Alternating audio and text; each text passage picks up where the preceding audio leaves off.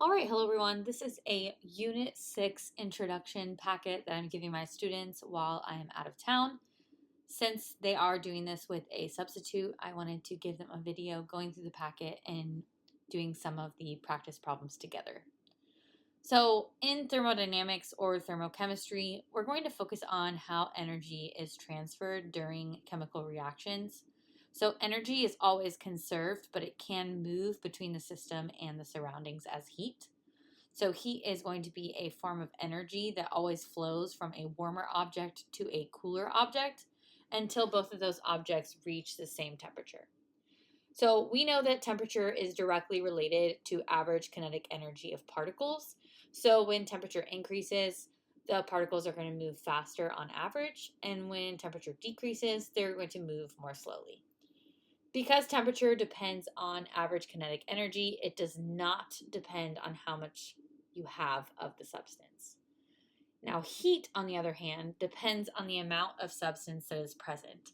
So two samples at the exact same temperature have the same average kinetic energy, but the sample with more mass is going to contain more total energy or heat than something of a smaller mass. So after reading this section of the packet, you should be able to tell me what the difference is between heat and temperature. So heat is going to tell us how much total energy is being transferred, and temperature is going to tell us how fast the particles are moving.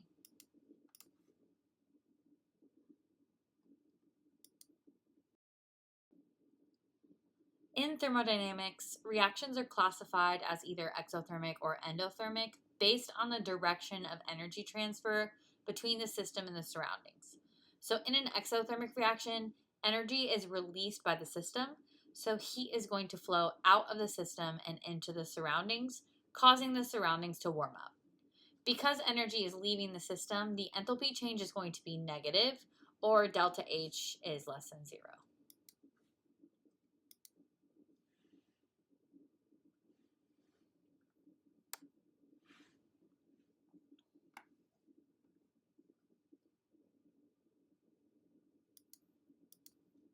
In an endothermic reaction, energy is absorbed or put into the system. So heat flows from the surroundings into the system, causing the surroundings to cool down. Because energy is entering the system, the enthalpy change is going to be positive, or delta H is greater than 0.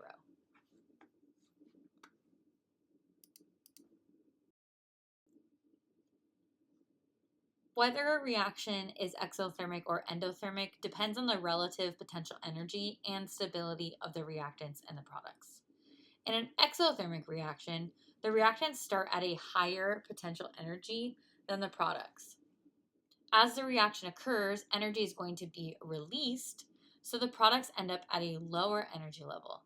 Because lower potential energy means greater stability, the products are more stable than the reactants, and the enthalpy change is negative. In an endothermic reaction, the reactants start at lower potential energies than the products. Energy has to be put in for the reaction to proceed, so the products end up at a higher energy level than the reactants. This means that the reactants are more stable than the products, and the enthalpy change is going to be positive, delta H. In both cases, the reaction must overcome an activation energy barrier to start, but the key difference is where the products end relative to the reactants on the energy diagram. Enthalpy, which is symbolized by H, represents the heat content of a system at constant pressure. While the absolute enthalpy of a substance cannot be measured, we can measure the change in enthalpy, which we write as delta H. That is going to tell us how much heat is transferred during a chemical process. So if delta H is 0, that means no heat is absorbed or released. If delta H is greater than 0 or positive, that means heat is absorbed or put into the system, and the process is endothermic. If delta H is negative, then heat is released by the system, and the process is exothermic. The standard enthalpy change of reaction, which is delta H, refers to the enthalpy change when a reaction occurs under standard conditions, meaning you have a pressure of 100 kPa or 1 atm and a temperature of 298 Kelvin. And with that, all substances in their standard states, meaning their most stable, pure form at that pressure. In practice, delta H can be determined experimentally by measuring temperature changes and calculating the heat transferred at a constant temperature. Chemical reactions involve breaking bonds and forming bonds. So when we're looking at a reaction, our reactants are what we are breaking, and our products are what we are forming. We can estimate the enthalpy change of a reaction using average bond enthalpies, which is essentially the energy that either is required to break the bond or the energy that is released when that bond is formed. Average bond enthalpy is the energy required to break 1 mole of bonds in a gaseous molecule, averaged over similar compounds. This is really important because if you're ever given a product or a reactant that is not in its gaseous state, you do not use it in calculating average bond enthalpies. So when we are looking at a chemical reaction, bond breaking is going to be endothermic, which means you're putting energy into the system in order to break the bond. So when we are breaking bonds, this is going to be referring to the reactants. And then bond formation is going to be exothermic because when bonds are formed, energy is going to be released, and those are going to be your products.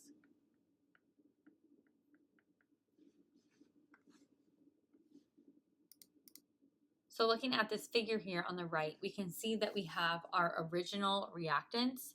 Energy was required to break every single one of these bonds, and that is shown by this arrow here. So they had to put this much energy to break all those bonds.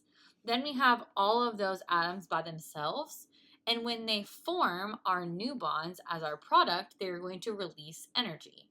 And here, that energy released is much greater than the energy put into the system, which means this is a negative delta H or an exothermic reaction. All right, so let's say you were given a combustion reaction for propane and you had to calculate the delta H for the reaction using average bond enthalpies. Now, what I will tell you is if you're ever given a problem like this in AP Chemistry, they will give you all the bond enthalpies. You won't have to search for them. So I'm just going to give them to you right now on the screen. If you are doing this for my class, then your bond enthalpies are in the last page of the packet. So first we have C3H8. To be clear, when you are given a problem like this, you are only given this. I have just placed all of the Lewis structures for you so you can actually visualize what we're doing. But to be clear, you would have to do this on your own to be able to get the number of, for example, C to H bonds, C to C bonds, O to O bonds, and so on and so forth. So this is just here to guide you into what you're supposed to be doing. But if you can visualize, you do not need to draw them. That's up to you. So first, let's start with our reactants. I'm going to do those in yellow. You can see that we have 8 total C to H bonds. So C to H, we have 8 of them. And the average bond enthalpy for a single bond, C to H, is going to be 414. And I'm going to multiply that by 8 since I have 8 of them. I also have a C to C bond in this molecule, and I have 2 of those. The average bond enthalpy for a single C to C bond is going to be 347. And I have 2 of those. So that is going to come out to 4,006 kilojoules per mole. And then for my other reactant O2, I have 5 of those. An O to O double bond is going to have an average bond enthalpy of 498. And I have 5 of those to break, which is going to give me a total of 2,490 kilojoules per mole. So on my reactant side, or my bonds broken, I'm going to have a total of 6,496 kilojoules per mole.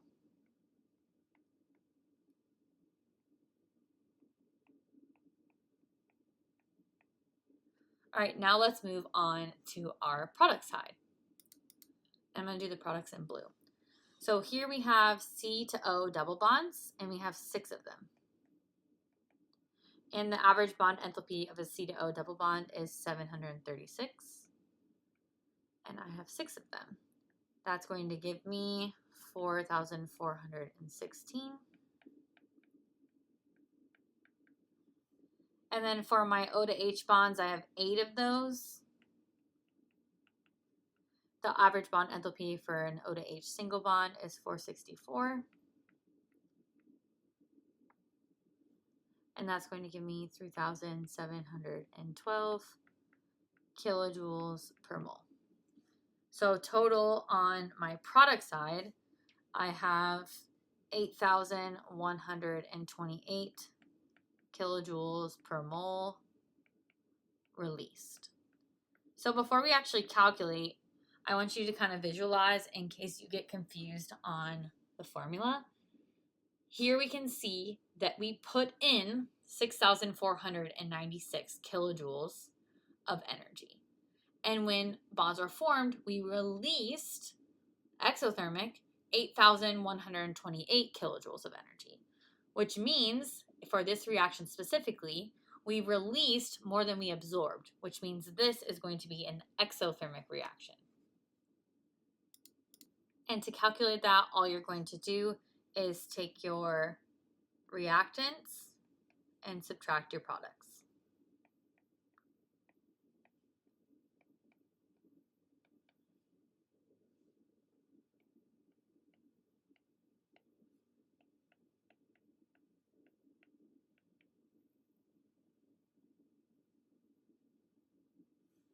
And that would be our answer to this problem.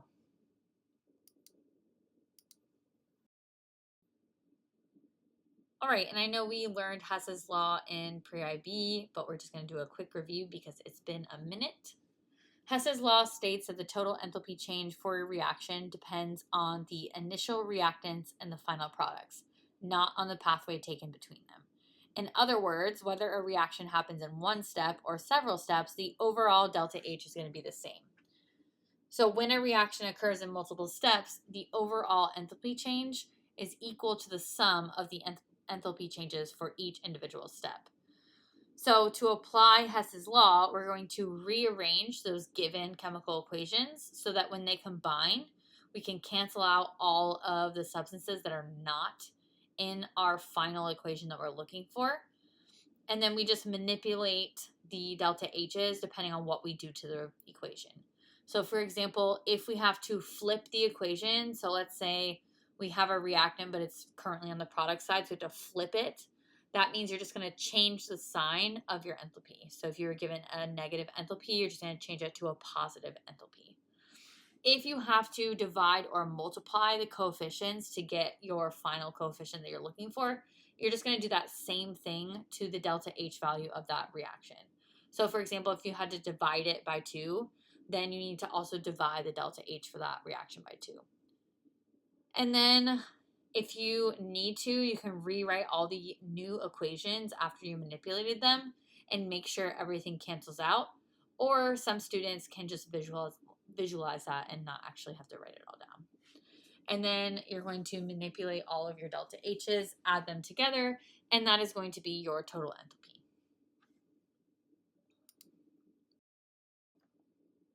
All right, so let's go ahead and put that into action. So we are practicing getting the standard enthalpy change for this reaction provided here, which is C2H6 reacts to form C2H4 in H2. So what I'm going to do is go in order. This is just what works for me. If you have a different way of doing it, I do not care as long as you are getting the correct answer consistently. So starting with C2H6, I can see it is a reactant and there's only one of them. In my first equation, C2H6 is a reactant, but it does have the wrong coefficient. So in order to get it to 1, I need to divide this entire equation by 2, which means I am dividing this enthalpy value by 2 as well. Then moving on to C2H4. C2H4 is a product, and it also has a coefficient of 1. I can see C2H4 is a reactant, but it does have the same coefficient. So all I have to do is flip this equation, which means I'm going to change the sign of my delta H. So this is now going to be positive 1,411. And then my final substance in my equation here is H2. And I have H2 in the middle equation, but it's on the wrong side with a wrong coefficient. So in order to do this one, I need to flip it and I need to divide it by 2. So it's going to be flip and divide by 2, which means now this is positive 572, and then I need to divide that number by 2. So now this next part is strictly for checking your work. If you trust yourself, all for it. I mean, that's fine, but just know that you can make mistakes. So I'm going to rewrite it just so you can see how it works. My top equation, all I'm doing is dividing it by 2.